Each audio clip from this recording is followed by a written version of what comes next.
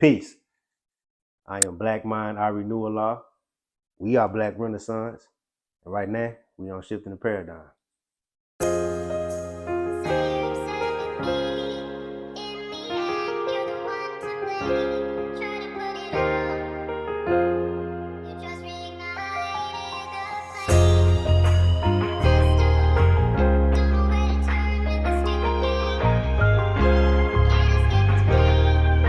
Yo, Blaze be going up.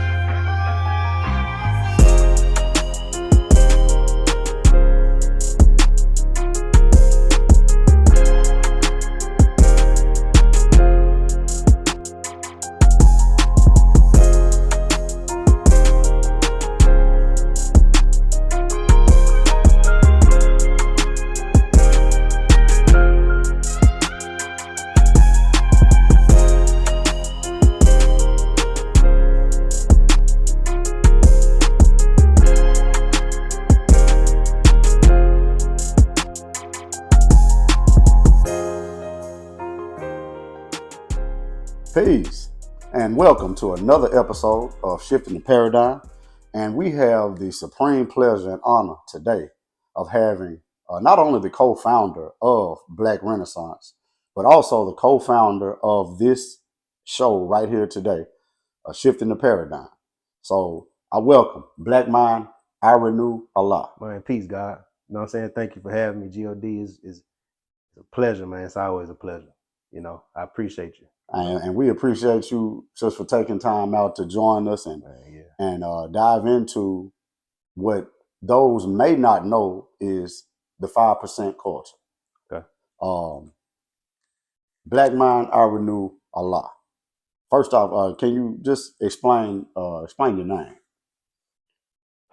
All right. So in our culture, you know, everyone is encouraged to choose a name for themselves, and sometimes people are given names, right? But my particular name is a name I chose for myself, and it represents my character and my understanding of who I am as it pertains to being a God, you know, a 5%er, right? So, Black Mind.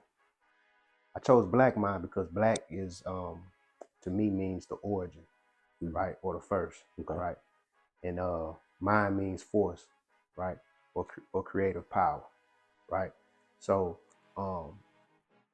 in my studies, you know, the first mind was a Black mind, right, and so that's what I identify with. You know, I renew, basically, to me means that I'm always recreating myself. You know, I go through cycles in life. I go through phases. I go through Qurans, as we say, right? And that's where that renew word comes from. There's a lesson in our teachings that talk about renewing your Quran or your history, right? So, Black Mind, I Renew simply means that I'm always learning new things. I'm always recreating myself. I'm always developing myself, in my thoughts and deeds, striving to just be better. You know what I mean?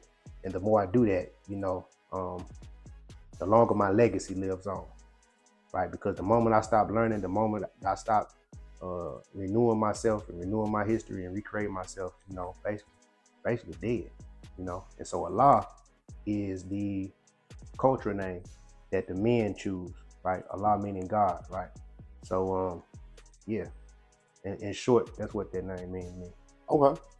For those that don't know, today we are talking about and diving into 5%ers. People that never heard of that term or never heard of that nation, who are the 5%ers? All right. So there's to me there's two answers to that question, right? So as a nation, right? You know, as a nation, the 5%ers are a group of men, women, and children, right? That have a certain set of cultural practices.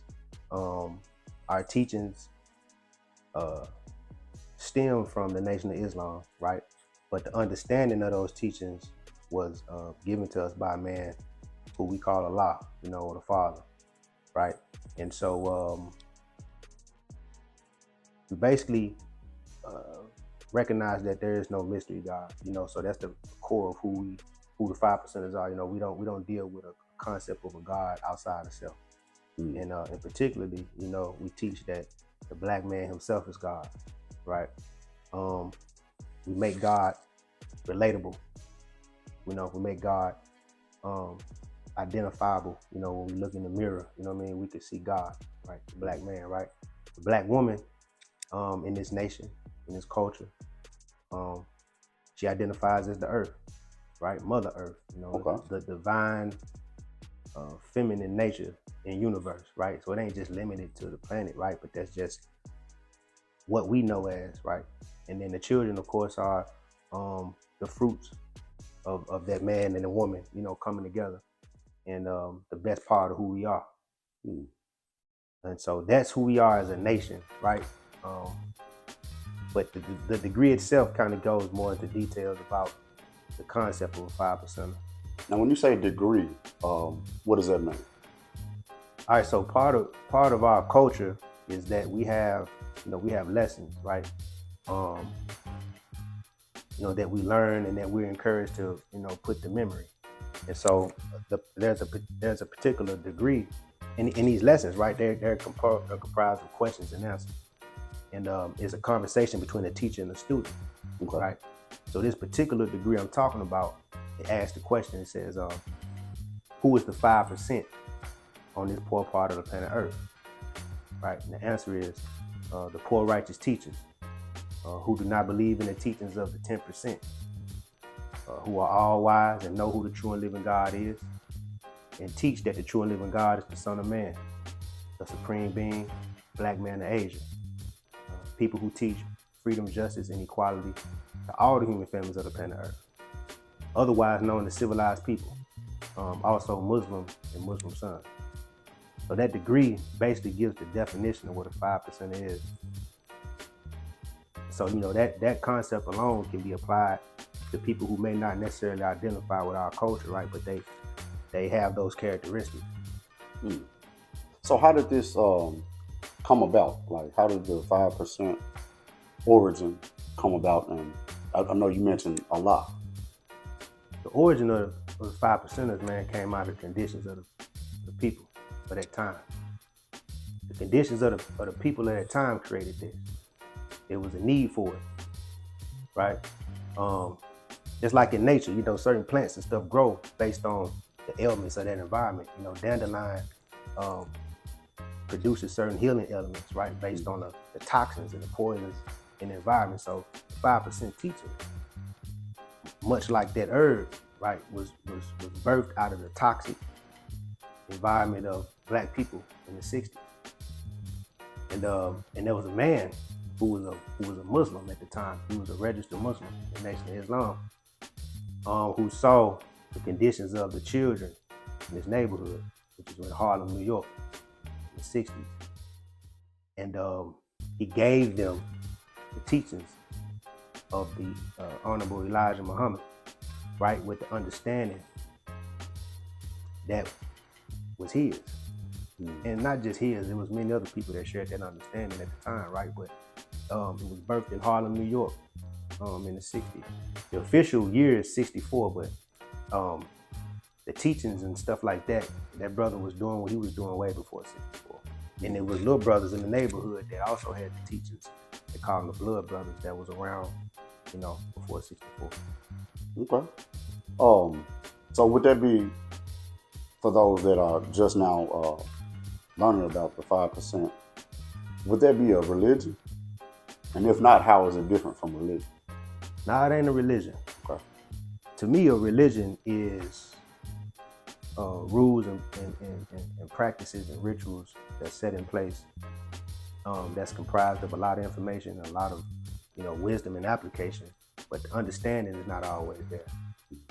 So people have these practices and they have these foundations and these teachings, and they go through these rituals or applications of those teachings in hopes to form certain habits, right? But the understanding of what that actually really means is not always there. So the esoteric understanding of it is not always there. So we're not a religion. We just deal with the nature of man, the nature of woman, know what I'm saying, which is to be divine.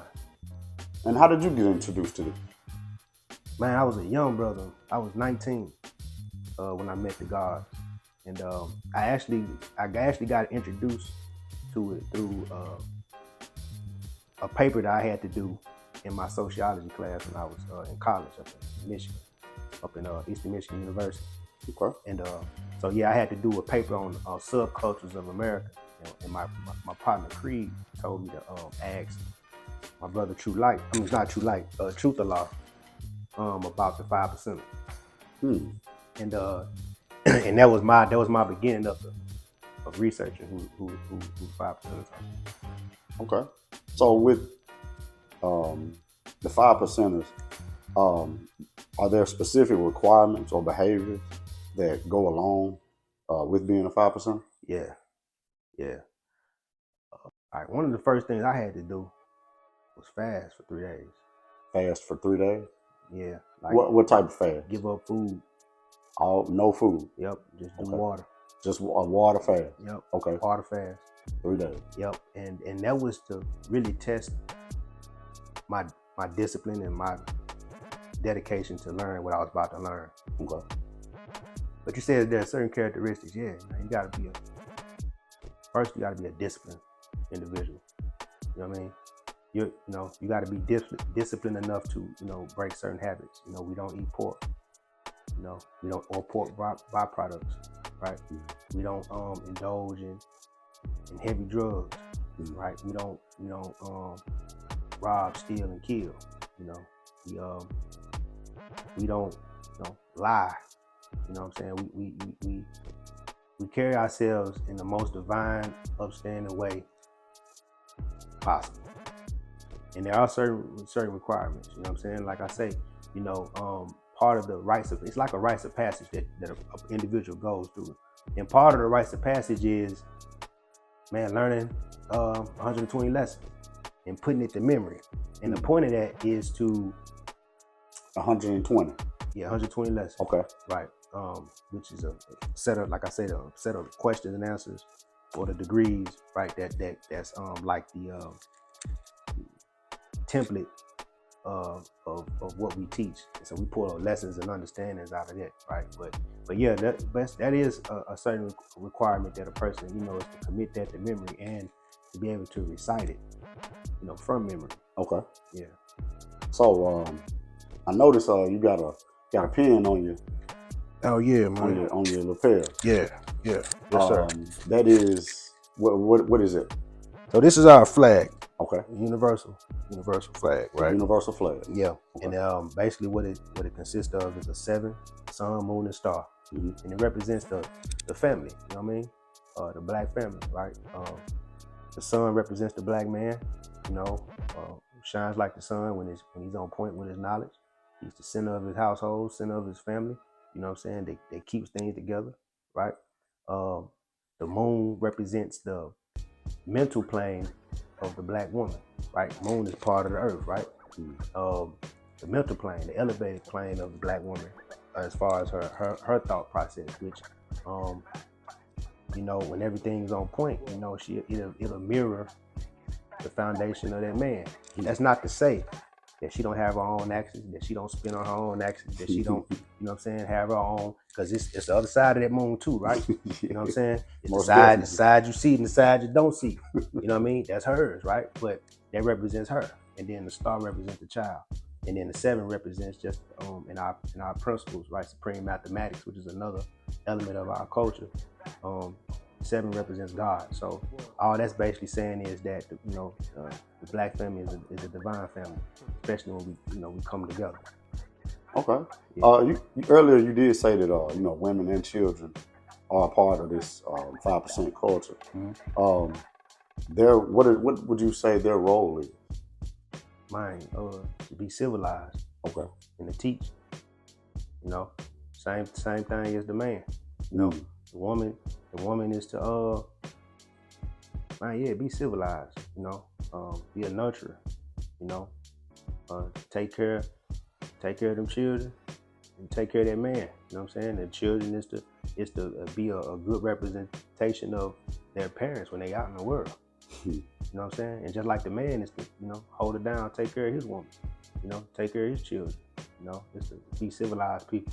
That's that role. So being a 5%, Mm-hmm. what would you want those who may not know anything about 5%ers that are just now, hearing your voice? What would you want them to know about 5%? That, man, 5%ers, the real 5%ers are beautiful people, man. In action and in deed. We care about all the human families of the planet Earth. A lot of times, a lot of the misconception is that because we deal with teachings of Elijah Muhammad, they naturally associate hate with that. But if you really delve into what the man taught, he didn't teach hate. He just taught reality. And he taught a philosophy that was for black people at that time in America, to break them from certain thought processes, man, that just wasn't beneficial to them. So I just want people to understand, and really, if you really, really want to understand a 5%er, man, really you gotta walk and talk with one. You ain't gonna really know who and what we are just based on the internet. You gotta spend some time with us. Okay. Walk and talk with them. Yeah. Okay. So you say no pork, Yeah. no heavy drugs, learning 120 lessons. So I guess the average person might look at that and say, man, that's difficult. That's a little much. And also to take the stance to say that the black man is God. How would you address that, or what answer would you give to that person? Man, that's a heavy line to cross.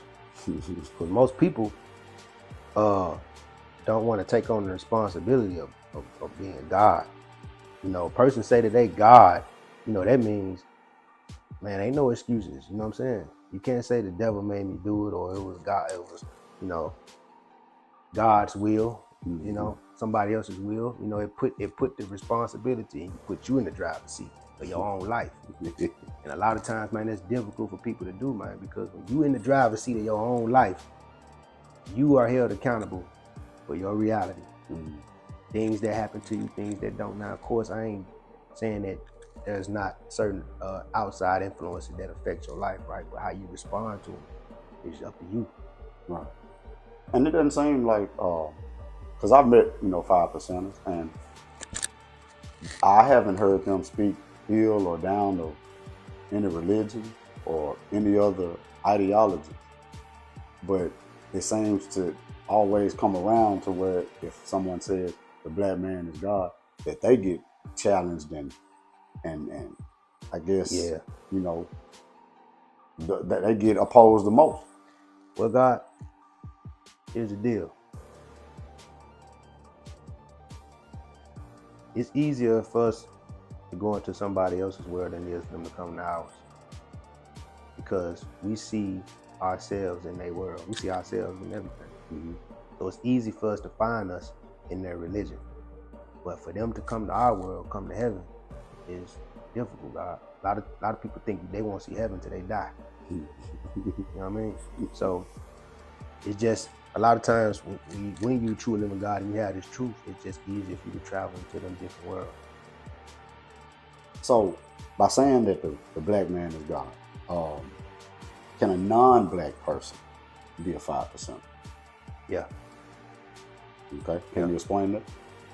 5%, if you that degree, a part in there says otherwise, civilized people. Civilized is not limited to black people. Okay. You know what I mean? There's brown people, yellow people, and white people that can be civilized. And they can teach the things that a 5% teaches. You know what I mean? That identifies that it ain't no mystery God. They can teach that the black man is God, or, the original man, right? The first, the alpha, right? And they be civilized people. So in my eyes, yeah. Okay. I think a non-black person could be a 5%, yeah. Okay.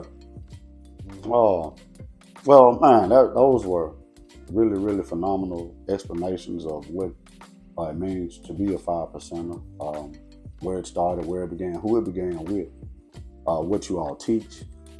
Um, in closing, would you say, what would you want? Take that back. Would there be any ultimate goal of the 5%ers as a nation, as a collective, that would concern the Black community or its community that it's a part of? Man, each one teach 9. Each one teach 9? Yeah. Okay. You know what I'm Each saying? one teach 9. Each one teach 9, and man, focus on these children. Focus on the children. Yeah. Okay. You know, why the children? Man, what's that Frederick Douglass quote? It's easier to, what's the quote, God? It's easier to train up a child than it is to repair broken men. Yeah, that one. You know what I'm saying, God? Because you got a child's mind, man, that, you know, it ain't been poisoned hard by life. You know what I mean? So if you coming in as a civilized person and giving them the best part of themselves, the best part of you, you know what I mean? It's just easier to teach them and give them those principles. Let them grow up and tell their partners and tell their friends and spread it that way than it is to, you know, get a person, man, a grown person, man, that's been hardened by life, poisoned by life. You know what I'm saying? But that don't mean we don't, you know what I'm saying? It don't mean that we don't teach adults or nothing like that, right? But we focus on the young. Absolutely. Yeah, God. So that would be my aspiration for our nation, is to, for one, be our best selves and teach these youngsters. Okay. Yeah, God. Beautiful. Man, well, thank you so much for taking time out just to sit down with us and enlighten us and put us on the right direction as to what a true and living 5%er is. Indeed, God. I anytime. Anytime, GLD. Anytime. Black Renaissance and Shifting the Paradigm, signing out. Peace.